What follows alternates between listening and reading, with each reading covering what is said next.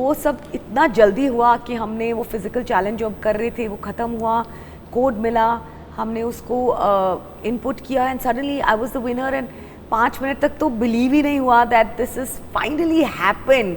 निखिल और मैं एक दूसरे के साथ दिन में चाहे स्पेंड करें न करें टाइम, हम लोग रात में अपने लिए एक चाय का कप बना के हम पूरे दिन की जो गोइंग्स ऑन होती थी उसके बारे में 2 पंचायत के लोगों की तरह बैठ के खटिया पे हम लोग बातें करते थे। मैं ये मास्टरमाइंड बन के नहीं कर रही थी। मुझे ऑनेस्टली कुशाल में कोई ऐसी ओवर्ट खराबी नज़र नहीं आई। उन्होंने हमेशा से मुझे बहुत प्यार और रिस्पेक्ट के साथ ट्रीट किया और मैंने भी उन्हें वही लॉयल्टी, रिस्पेक्ट और प्यार से डे 1 to डे 42 ट्रीट किया। हाय, मैं हूँ मिनी माथुर और आप मुझे देख रहे हैं IWM बज़ पे। Hi guys, welcome to IWM buzz और आज हमारे साथ है फाइनली अलायंस की winner Mini ji. Thank you so much Shweta, thank you for speaking to me. अगर बात किया जाए ये ट्रॉफी जब हाथ में आया, how was that moment from your side? कितना उस समय ऐसा लगा कि ओके फाइनली रंग आ गया है 40 दिन का मेहनत का? एक्चुअली वो सब इतना जल्दी हुआ कि हमने वो फिज़िकल चैलेंज जो कर रहे थे वो ख़त्म हुआ, कोड मिला, हमने उसको इनपुट किया and suddenly I was the winner and 5 minute तक तो बिलीव ही नहीं हुआ that this is finally happened. क्योंकि आमतौर पे रियलिटी शो विनर्स की प्रोफाइल थोड़ी अलग होती है। So in my heart of hearts, I was only hoping, but hats off to Prime Video and the makers of Alliance, जिन्होंने सोचा कि let the most deserving person win. जैसे कि मैंने निखिल जी को भी पूछा कि why to say yes for this project, जहाँ आप हमेशा मेंटर के तौर पे नज़र आते हैं, goes to you also, why yes for this project when you are being a mentor or a host of the show? कोई रिग्रेट है ये शो करने के बाद? अगर एक्चुअली सबसे पहले तो मैंने ये शो के लिए मैं ऐसा नहीं है कि मेरे को पहले रियलिटी शोज़ के ऑफ़र नहीं आए, but I just felt that I was in the right profile. क्योंकि जो स्टीरियोटाइप होता है रियलिटी शो कंटेस्टेंट का, उससे मैं आइडेंटिफाई नहीं कर पाती। पर क्योंकि alliance was about keeping teams together, leadership, strategy, mind games, but also knowledge and physical challenges, ये सब मिला के मुझे लगा that this is something unique. क्योंकि मैं बहुत कम्पेटिटिव हूँ गेम्स में और फिज़िकल फिटनेस चैलेंजेस में, मुझे इसका आइडिया बहुत पसंद आया। सो आई थॉट व्हाई नॉट, अगर करना है तो this one is the best. Of course कोई भी इंटेंशन ये नहीं होती कि आप कि जीतने ही जा रहे हैं। I thought that it would be a wonderful new experience. As a host मैंने बहुत सारे रियलिटी शोज़ होस्ट किए हैं, बट एज अ कंटेस्टेंट नहीं। So it's always best to make yourself uncomfortable, which I did. True. अगर बात किया जाए शो में सबसे ज़्यादा निखिल के बाद कोई मास्टरमाइंड खेलता था वो आप थी। आप दोनों ने काफ़ी ज़्यादा गेम प्लानिंग एंड प्लॉटिंग किया है। There was one point जो मुझे काफ़ी ही पसंद आया, the way you and Nikhil spoke की जब से सोहेल जी आए तो उनके पीछे सब लग गए, वो कोई उनको नॉमिनेट नहीं करना चाहता, इवन फॉर द सीमा जी। ये जो आपका डिसीजन था, जो आप लोग ने बात कर रहे थे, कभी आपने ये सोचा ये जाके हम कंटेस्टेंट को भी कन्फ्रंट करें और इस पे बात करें कि why not to nominate Sohail and Seema? Actually नहीं, निखिल और मैं एक दूसरे के साथ दिन में चाहे स्पेंड करें न करें टाइम, हम लोग रात में अपने लिए एक चाय का कप बना के हम पूरे दिन की जो गोइंग्स ऑन होती थी उसके बारे में 2 पंचायत के लोगों की तरह बैठ के खटिया पे हम लोग बातें करते थे अबाउट क्या हो रहा है, क्या नहीं हो रहा, what do you think about this.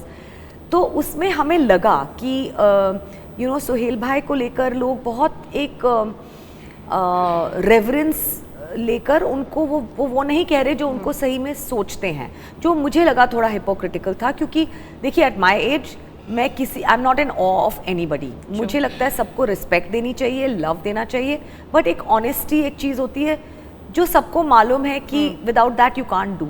लेकिन मुझे लगा कि ये मेरी थॉट है और मैं नहीं चाह रही थी कि सोहेल भाई के अगेंस्ट मैं और कंटेस्टेंट्स को उकसाऊं या उन्हें सजेशंस दूं कि आप सोहेल भाई के अगेंस्ट। सीमा तो खैर मुझे बहुत ही पसंद है, तो मैं कभी भी नहीं चाहती थी कि सीमा जाए गेम से। मुझे बहुत खुशी हुई थी जब वो आई थी और मैं चाह रही थी कि मैं उनके साथ मच लॉन्गर खेलूं, तो उनके अगेंस्ट तो कभी भी मैंने किसी को कुछ बोला ही नहीं। सोहेल भाई के अगेंस्ट भी मैंने और निखिल ने एक बार डिस्कस किया था कि अगर हम लोग होते तो हम इतने रेवरेंस के साथ उनको शायद नहीं ट्रीट करते, because he is one of us. He is a fantastic inmate, उनकी वजह से बहुत अच्छी एनर्जी आई घर में। लेकिन गेम पॉइंट ऑफ व्यू से मुझे लगा वो थोड़े वीक थे बिकॉज उनकी तबीयत नासाज थी। But that's all. बट मुझे नहीं लगा कि मुझे ये सब बातें और कंटेस्टेंट्स को बतानी चाहिए.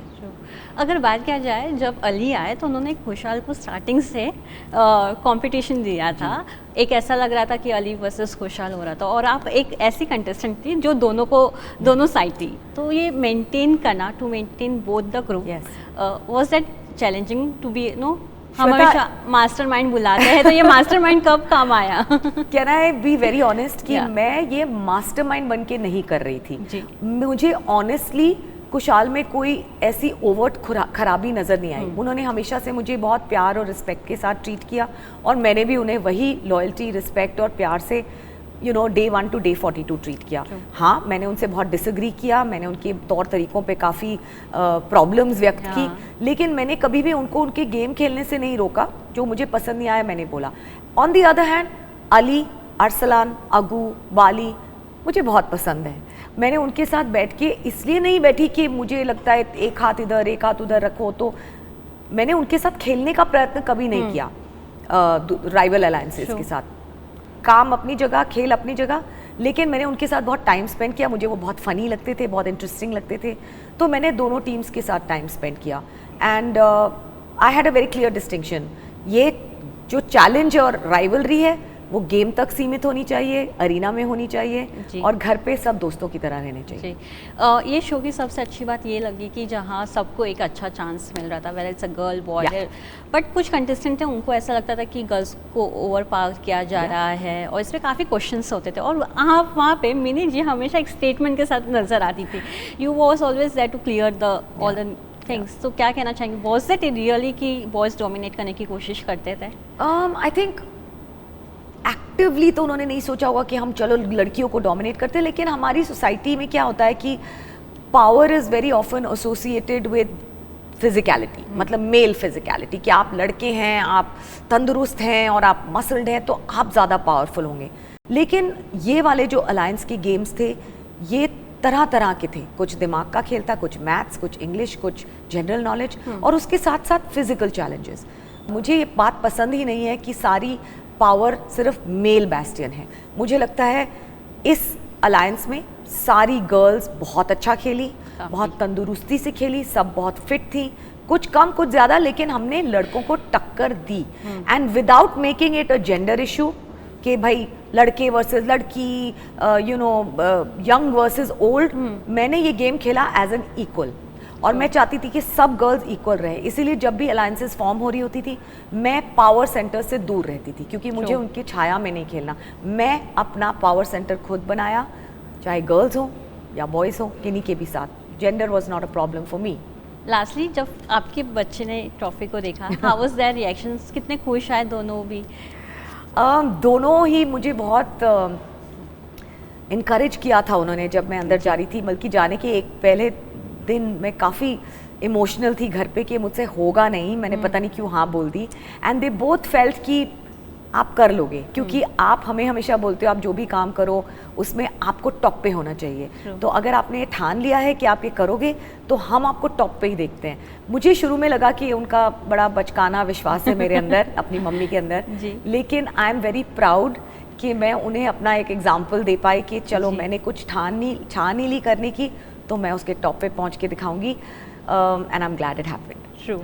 Thank you so much, Mini ji, and all the best. Thank you, Shweta. Thank you so much for your good wishes, and this is for all of us girls who can do anything in this world.